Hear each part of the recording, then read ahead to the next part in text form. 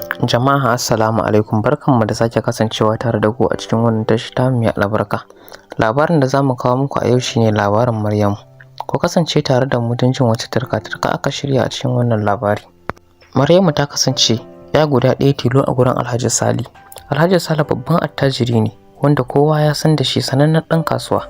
Alhaji Sali babban ɗan kasuwa ne mai kasuwanci tsakanin ƙasa da ƙasa. Yau yana Dubai, gobe yana London, jibi yana Afghanistan da sauran ƙasashen duniya, Larabawa da Turawa. Babu inda Alhaji Sale bai zaga ba. Alhaji Sale ya kasance yana da mata guda ɗaya tilo wacce yake matuƙar so a rayuwa kamar ransa. Sunanta Maryamu.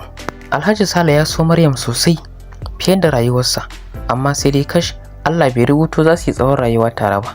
Bayan sun yi aure da shekara 2, sai Allah ya sa Maryamu ta samu juna biyu. Alhaji Sale ya yi matuƙar farin ciki inda ya ji kamar ya ɗauki Maryamu ya goya.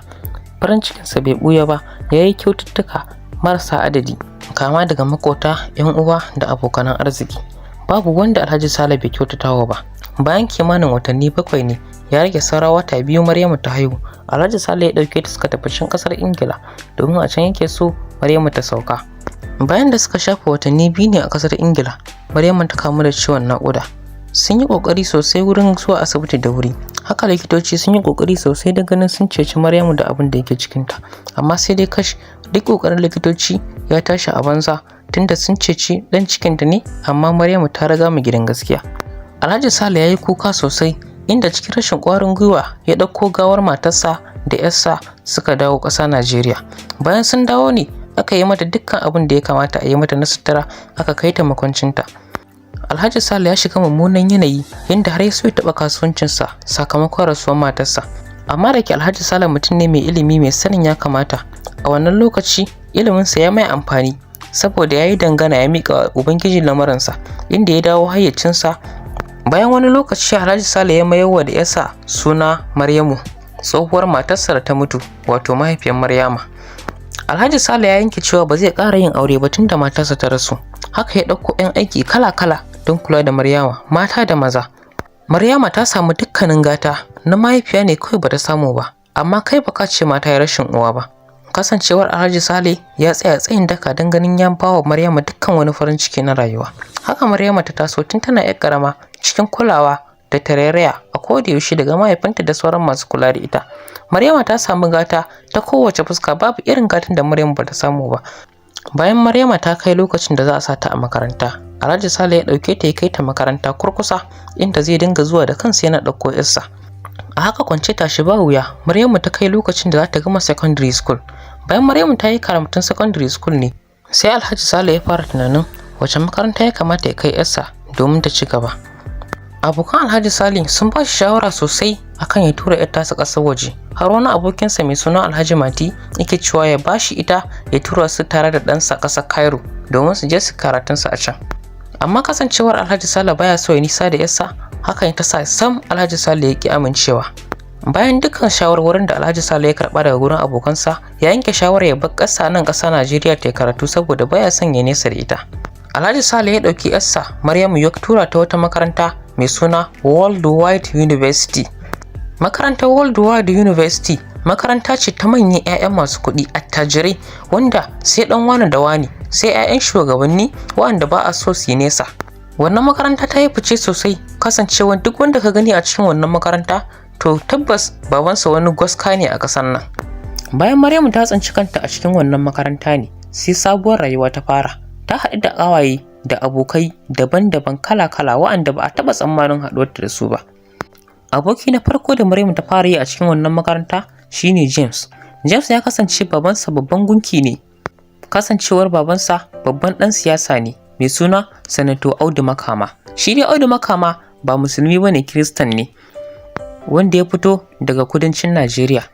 Bayan Maryamu sun shafe wani lokaci tare da James, suna mutunci sosai yadda baka tunani. Kwatsam wata rana Maryamu tana falo ta sauko daga sama tana shirin za ta fita ta tafi makaranta. Hon ɗin mota ta ji alamun za a shigo. Ta leƙa ta windo inda ta hango motar James ɗan gidan Sanato Audu Makama. Hango motar shi da ta yi tana ƙoƙarin shigowa haraban gidan ya sa Maryam ta yi sauri ta nufo ƙofan fitowa da gudu domin ta ra abokin nata. Da yake gidan babba ne, kafin Maryam ta kai ta fito har shi James ya karso cikin harabar gidan. A daidai lokacin James yake buɗe motarsa don fitowa daga ciki, ita kuma Maryam a daidai lokacin ta karaso bakin motar da ta rungume shi da ƙarfi tare da yi mai sanin da zuwa da nuna mai matuƙar farin ciki da ganinsa a gidansu. Daga can gefe Alhaji Sale ne zaune da wani abokin shi. Alhaji Sale da ke cin gefe yana hanga abin da yake faruwa, ya yi matuƙar mamaki sosai kasancewa bai taɓa ganin hakan a tare da yarsa ba. A cikin zuciyarsa kuma ya ji zafin abin sosai, amma kasancewar soyayyar da yake wa yarsa ba zai sa ya nuna mata ɓacin ransa ba, sai ya danne, yi murmushi kawai da kai, ya ci gaba da hira da abokinsa wanda suke zaune. Daga kai James ya yi tare da cewa good morning daddy. Alhaji Sale ya dago kai tare da mai morning, how are you my son? James bai mayar da wata amsa ba. Maryamu ta ja shi, zo mu tafi, daddy sai na dawo, Maryamu ta faɗa. Bayan James ya juya motar shi ne a cikin haraban gidan, sun juya sun fita. Kai wasu makaranta ke da wuya.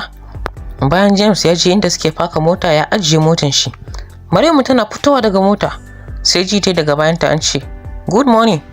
Cikin mamaki Maryamu ta juya bayanta don ganin wane ne yake mata sallama haka. Tana juyawa ta ga wani farin bature. Maryamu ta yi mamaki sosai, amma mamakinta bai hana ta maimai da gamsuwar da ya mata ba. Ta ce hello, good morning. Babban abin da ya ba wa Maryamu mamaki ko shine a cikin wannan makaranta wannan bature bai taba kula kowa ba, kasancewa ya kasance dan ambasadar ƙasar Ingila wanda yake nan Najeriya mai suna Richard Wilson.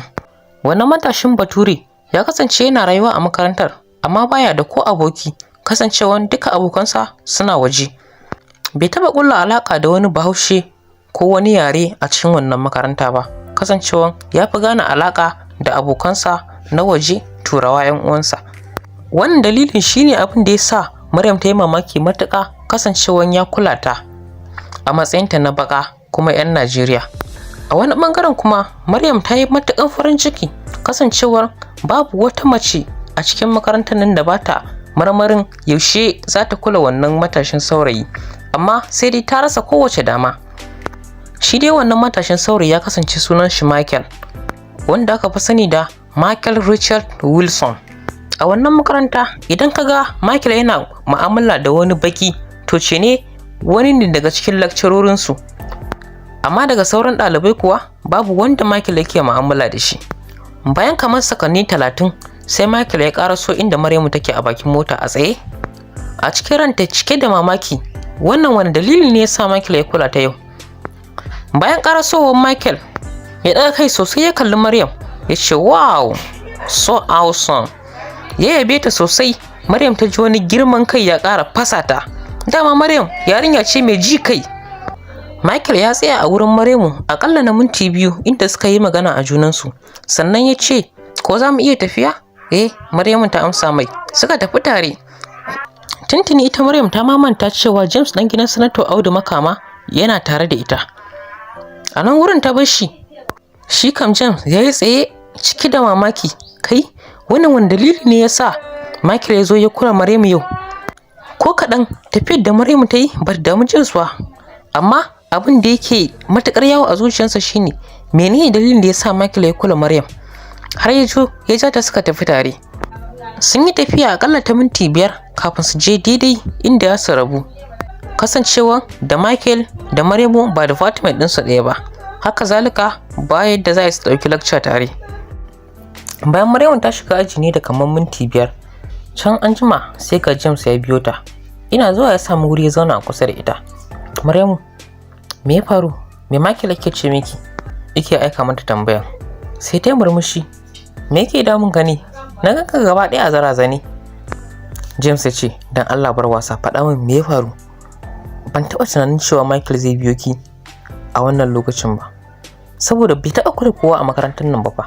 Amma ya aka yi biyo ki har kuka tafiya tare, ko kun yi shiga cikin mutane tare da ke biji ba? Sai ta yi dariya. Hau, kana mamaki kenan? To jama'a, laifin daɗin ka arewa. A nan muka kawo muku ƙarshen kashi na 1. Ku biyo mu a kashi na 2. Idan har kuna buƙatar ci gaban wannan labari, to ku danna mana next a comment section. Mun gode. Kar ku manta ku taɓa mana subscribe, kana ku taɓa mana alamar ƙararrawa domin samun sababbin shirye-shiryenmu da zarar mun ɗora. Mun gode.